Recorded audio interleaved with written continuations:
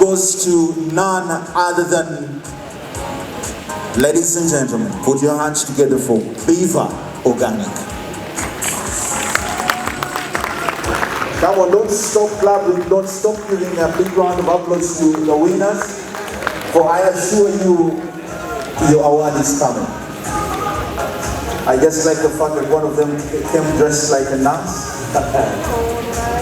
We are making it magical. That is Biva Organic for you, the winners of the People's Choice Awards. I like the swag, man.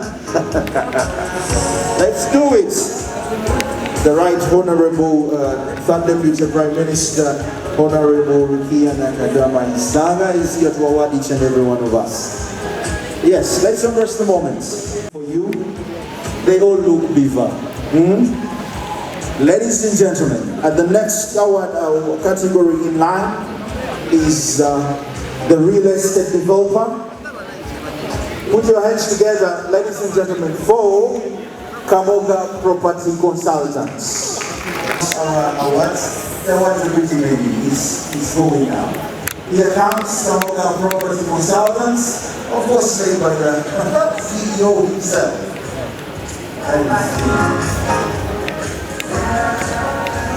I hold up the honorable walk. This is the team for you.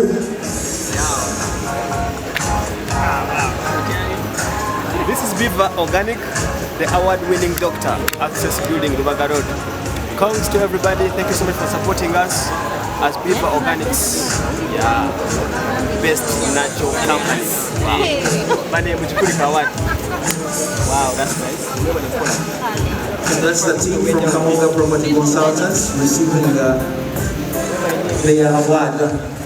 Imagine as the best real estate developers according to the People's Choice. Wonderful. Okay. Right Honorable Biva. Kali, webale nnyo genda maaso n'okubanga otwegattako agange nze Waswa Emmanuel oli ku Trust Media Uganda, Waswa Emma YouTube channel. Olunaku lwa leero nsinzidde ku Imperial Royal Hotel ku mukolo ogwa People's Choice Awards. Zino ze awards ezitegekebwa ekitongole ekya People's Choice okubanga zisiima companies ago agasinze okubanga gaweereza mu mitendera egyo egy'enjawulo. Program ene kutusibwako nga bulijjo ba sponsor baffe abasinga ab'amaanyi, Dr. Biva Organic Senjobe Richard okuva ku Access Building, omukugu mu kujjanjabisa ebya habo. Tuli mu masanyu meerere. Guess what? Tuwangudde award aba Biva Organic. Nga bulijjo mbagamba omutindo gwegwo. Ndina omukulu kulikayo ssebo. Mvuddeyo ssebo. Okay. Essebo. Kya kitiibwa nnyo kya ssanyu nnyo company gye ndi presentinga okubanga ewangudde award ng'egiddiŋŋanye. Essebo. Okay. Era ekyo tulina essanyu lingi okubeera nga award ey'omwaka ogwedde twagiwangula eya 2020 neya 2021 tulina essanyu okubategeeza nti award olwaleero tugitutte. Kambuze ekibuuzo kyange kimu. Essebo. Award eno gye tuwangudde abantu gye bagambe bagiyita kuba njogedde ebyange bagiyita batya? En award bagiyita Consumers Award nga abantu ababeera eyo abatugoberera, abantu abakozesa products zaffe basiima olwa products ennungi, olwa products zibakolera obulungi, olwa products ziri ku mitindo omulungi okubeera nga zibakolera bulungi. Kwegamba kuba kusalawo kw'abantu.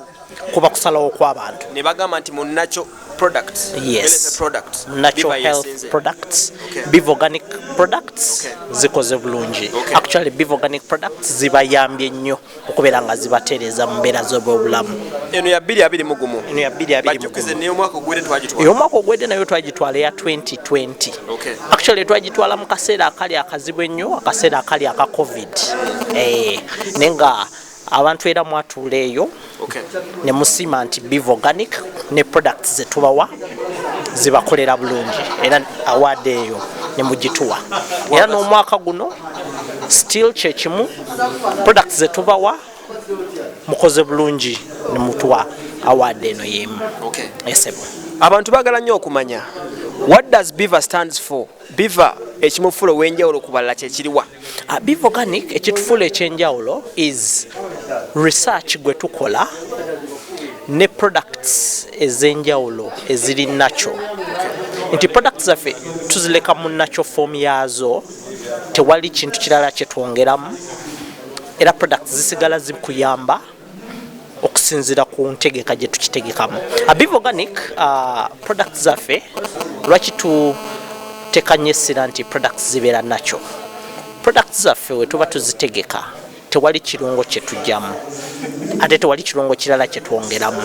Products zisigala ziri natural mu form y'okuzitegeka paka ku final product yaayo, era n'omuntu agikozesa enjawulo agifuna wabanga asazeewo okukozesa products za Biva Organic. Nakozeseemu eyo nenjikakasa eya sinuses. Yes, abantu abalina sinuses ne allergy tulina products ez'enjawulo zetukuwa eziba zisobola okubeera nga zikujjanjaba. Basically ffe tuhandlinga root cause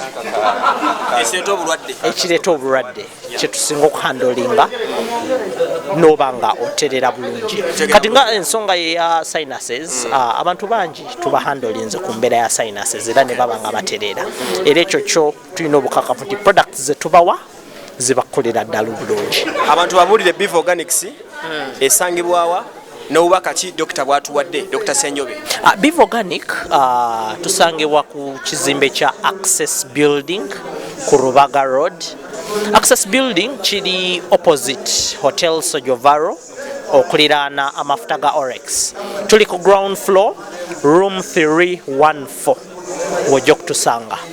Tubeerawo buli lunaku Monday paka ku Sunday nga tuweereza, era products zonna zibeerawo, obujjanjabi bubeerawo, okwebuuza, consultation ne issues zonna ezikwatagana ku health tubeera nazo. Bwemba siri Kampala oba toli Kampala tulina branches mu bitundu ebyenjawulo. Mu Eastern Region tulina Embale okuliraana BCU. Ku Bishop Wasike Road tulinawo branch. Tuli Iganga emabega wa police station, then Ejinja ku Busoga Mall okuliraana akatale akajinja Central Market. Then we tusembera ekamuli ku Temple Road nga wali offices z'akakiiko k'ebyokulonda. Then we tujje tuli Lugazi wakati wa mafuta ga Shell ne Total ku kizimbe okuli bank ya Absa. Then wano ekayunga ku kubo elida Katikomu Hotel nga wali office za umeme enkadde. Then ekasana Luwero tuli Kasana opposite n'eddwaliro lya government nga wali office za Airtel. Then mu Western Region tuli Mbarara ku BAM Complex ku High Street. Then ne Masaka ku Elegant Street ku Buddu Plaza. Tulina Emitiana opposite ne main gate y'eddwaliro epya erya government.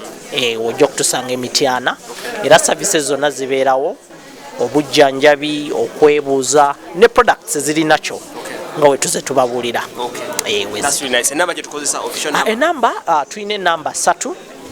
Tulina eya 0752 nkaaga 24 enamba eri ne ku WhatsApp. Abakozesa enkola ya WhatsApp osobola kuyita ku namba eyo. Then enamba endala tulina enamba ya 0773 oba 0773 45 damu wandika 45 02 ya MTN. Then ya Airtel tulina 0702 75 45 02. Sabankwaddeko mu award nange njisitulemuko tegwa. Wow, this is it. Biva Organic Access Building yatuusaako programs zaffe nga bulijjo. Twebaza mwena abatuwagira nemba nga mutukiririzaamu award tukirese kitegeeza bwe nkugamba nti Biva yasinga kino kye mbantegeeza. We go for the best. Beera bulungi ndabira doctor. Okay, that is it. My name is Wasomali Biste.